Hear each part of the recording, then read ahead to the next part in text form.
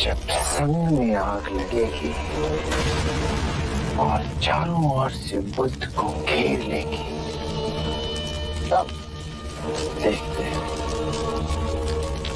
ये शांति कैसे स्थिर रहती है।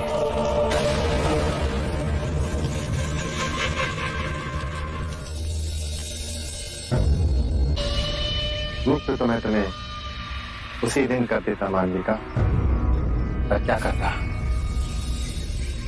बुद्ध को मगध से दैत्यवन लाने के लिए जितने दिन लगे उतने दिन तो रुकना ही था। पर अब बुद्ध दैत्यवन पहुंच चुके हैं। समय आ गया है कि तुम्हें भी वहां पहुंचा दिया जाए जहां तुम सदा सदा के लिए सुरक्षित रहो। धन्यवाद।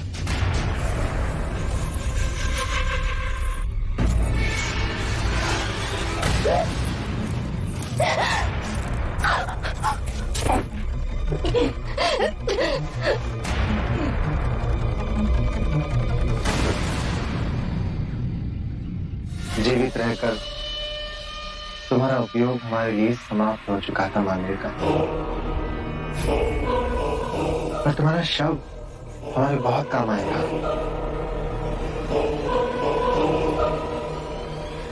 कभी कभी बड़े लोगों के लिए छोटे लोगों को बलिदान देना पड़ता है। बुद्धम शरणम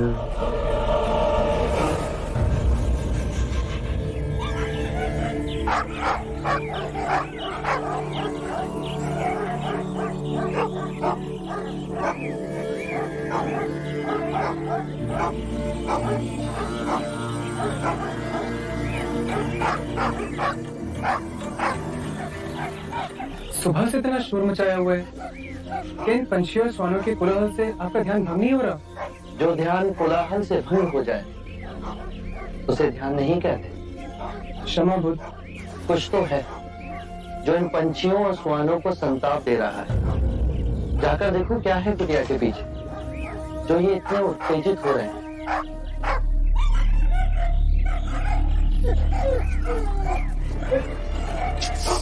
हट हट हट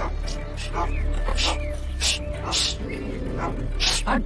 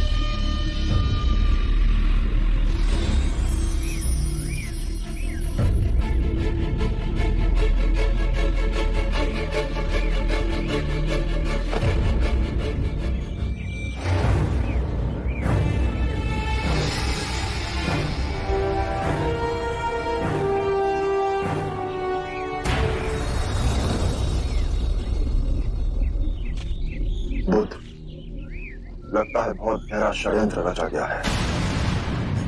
शव को देख के अनुमानित होता है कि सबसे पहले इसकी हत्या की गई थी और फिर उसे यहाँ लाके गाड़ा गया है। परंतु ये षड्यंत्र किसके विरुद्ध रचा जा रहा है? आप करुणा निधान है बुद्ध, परंतु इस संसार में ऐसे विषैले सर्प भी हैं तो करुणा का प्रत्युत्तर अपने विष पर डंक से देते हैं। हो ना हो, ये सारा कृत्य आपको कलंकित करने के लिए रचा गया है। ये वही स्त्री है बुद्ध जिसने मगध की भरी सभा में आप पर लांछन लगाने का पाप किया था। जितना बड़ा पाप ना किया उससे बड़ा दंड भोगा है इसने। मैं इस स्त्री के हत्यारे को खोजकर आपके चरणों में ला फेंकूंगा।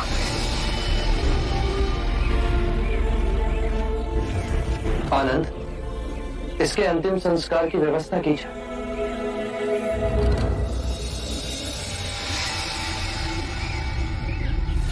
बंधु दोमुख, कल प्रातः तक ये बात पूरे गांव में फैल जानी चाहिए। अरे सुनिए सुनिए, क्या हुआ? बुद्ध की कुटिया के पीछे एक स्त्री का शव मिला है। अरे हाँ बिल्कुल। हमने सुना है कि उसे गला घोट के मार दिया गया है। हाँ क्या ये सत्य है? अरे हाँ, बिल्कुल सत्य है। वाह वाह वाह, आ गए मुंह उठा के। हाँ, कैसे भोले बन के खड़े हैं जैसे कुछ हुआ ही ना हो। हाँ, देखो कैसे मुंह उठा के आ ये क्या लगता है हमारा बाप छूट जाएगा? ये ढोंगी है और बिल्कुल भी लज्जा नहीं है। चले जाओ यहाँ से, चले जाओ, जाओ यहाँ पर। ओम भगवते भिक्षां देहि।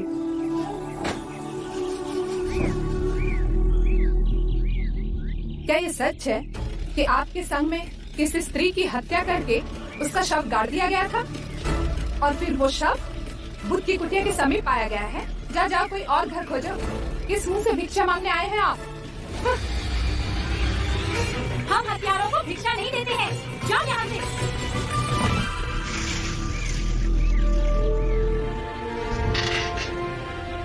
बहुत प्यासे लग रहे हैं, जल लीजिए। लोग तो कुछ भी बात बनाए, हमें बुद्ध पे विश्वास है। रुको, एक बूंद जल न देना इन पाखंडियों को। इस गांव से तुम्हारा दाना पानी उठ गया है। चलो।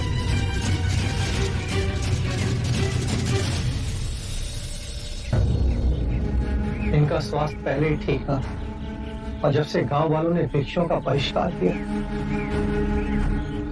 तब से इसके गले में अन्न का एक दाना नहीं उतरा। अगर इसी तरह से भूखा रहा तो इसके प्राण निकल जाएंगे। वो अज्ञानी है जो आप पर ऐसे लांछन लगा रहे हैं। क्षमा कर दो, मैं स्वयं जाकर तुम्हारे लिए अन्न का प्रबंध करूंगा। कैसे विश्वास दिलाएं गांव वालों को कि उस स्त्री की हत्या में हमारे संघ का कोई हाथ नहीं। और अब तो गांव वाले भी हमसे घृणा करते हैं बुद्ध। घृणा का उत्तर घृणा से देना कभी सार्थक नहीं हुआ। घृणा प्रेम से मिटती है और यही शाश्वत नियम है। परंतु इस असत्य को सत्य मानने लगे हैं लोग। 3 बातें कभी अंधकार में नहीं छिपती: सूर्य, चंद्रमा और सत्य। बिना अन्न के हम जीवित रह सकते हैं, परंतु बिना जल के आप सबके लिए ये दिन कठिन और विषम होगा, परंतु योग साधना में इसका एक मार्ग है। अपनी जिह्वा को गोल बना बाहर निकालिए और मुख से श्वास लीजिए। प्यास नहीं सताएगी।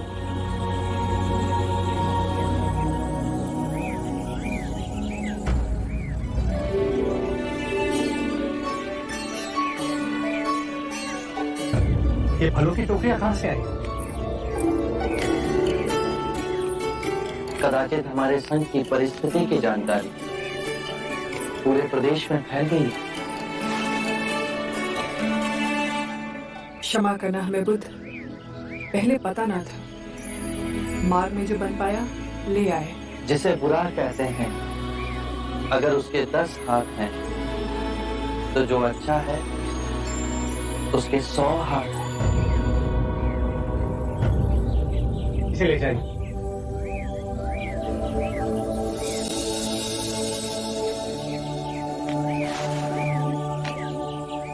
तुम्हारा यहाँ आना अकस्मात नहीं जीवक। जब बचपन में आपसे मिले तो आपकी छवि अमित छाप मेरे मन में छोड़ गई। तक्षशिला में पढ़ वैद्य की शिक्षा प्राप्त की है जीवक ने। इतने वर्षों से मन में आपकी ही धुन रही।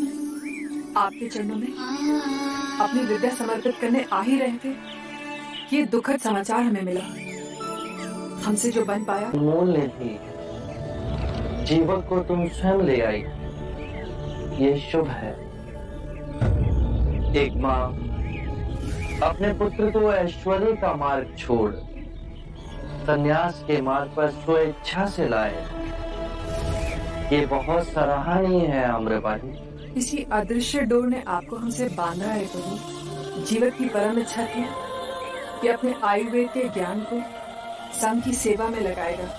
चिकित्सा की यहाँ अधिक आवश्यकता होगी यदि आप इसे स्वीकार लें।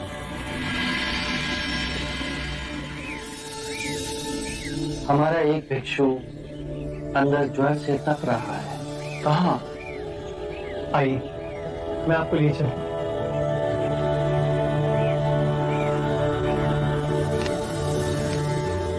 आम्रपाली, भिक्षुओं के लिए अन्न जल का प्रबंध कर तुमने महान कृत्य किया है, परंतु संघ को एक वैद्य देकर संकट के समय तुमने हमारी सहायता की है आम्रपाली।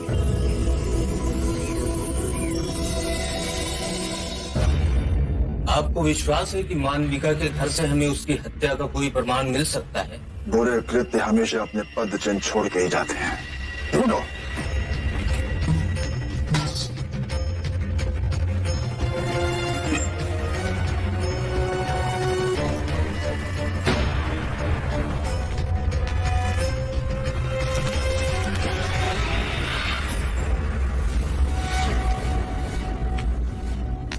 इतना कीमती हार और इस झोपड़ी में?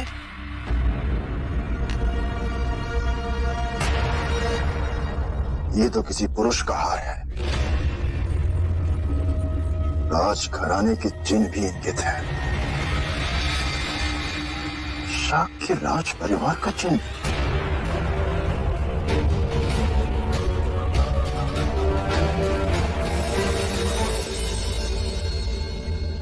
ये हार हमें मानविका के घर से मिला। इस पर शाक के देश का चिन्ह देख कुछ समझ नहीं आया हमें। सोचा तुरंत आपके पास ले आऊं। ये देख के तो लगता है कि मानविका का संबंध शाक के देश के किसी राजस्वी व्यक्ति से था। हो ना हो, वो व्यक्ति आपको कलंकित करने की चेष्टा कर रहा है। मुनिवर, आपके अनेक भिक्षु स्वयं शाक के राजकुमार हैं। क्या उनमें से किसी को इस हार के संबंध में कुछ पता है? आभूषणों का परित्याग किए मुझे असंख्य वर्ष हो गए। मुझे इनकी पहचान भी नहीं। मेरे संघ में कोई भी आभूषण नहीं पहनता।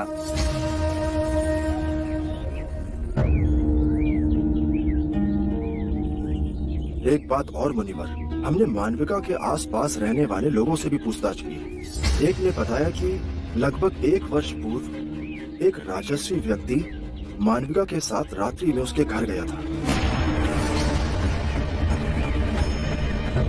बुद्ध, ये बात और स्पष्ट कर देती है कि ये सारा कृत्य रचा गया है आपको और भिक्षुओं को कलंकित करने के लिए। इस दुखदपूर्ण घटना से आपका कोई संबंध नहीं है। ये सुनकर महाराज प्रसन्नजीत अत्यंत ही प्रसन्न होंगे। मैं कल से ही आसपास के सारे गांव में ढोल पिटवाते हुए संदेश भिजवाऊंगा कि बुद्ध और उनके सारे भिक्षु निर्दोष हैं। आपके संघ को लेकर लोगों ने जिस प्रकार का विष उगलना शुरू कर दिया है, अब उसे समाप्त होना चाहिए।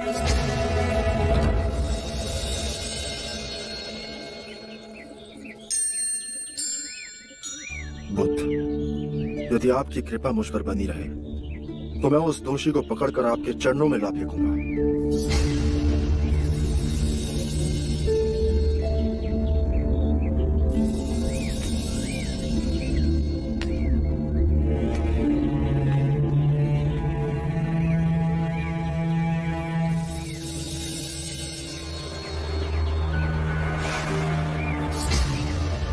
बुद्ध, 1 वर्ष पहले हमारे संघ में शाके कुंभ से दीक्षा लेने वाला तो एक ही व्यक्ति है, देवदत्त। मुझे लगता है कि इस कृत्य के पीछे देवदत्त का ही हाथ है। क्या तुम्हारे पास कोई प्रमाण है कि ये कार्य देवदत्त ने किया है? नहीं। तो फिर देवदत्त पर संशय मत करो। सत्य कभी छुपाया नहीं जा सकता।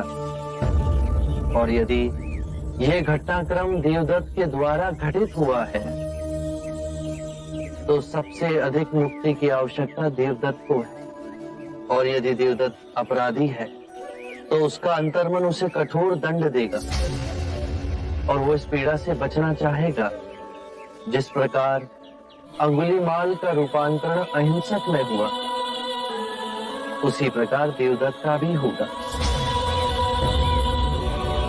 मनुष्य केवल अपनी अंतरात्मा को जगाने से बदलेगा।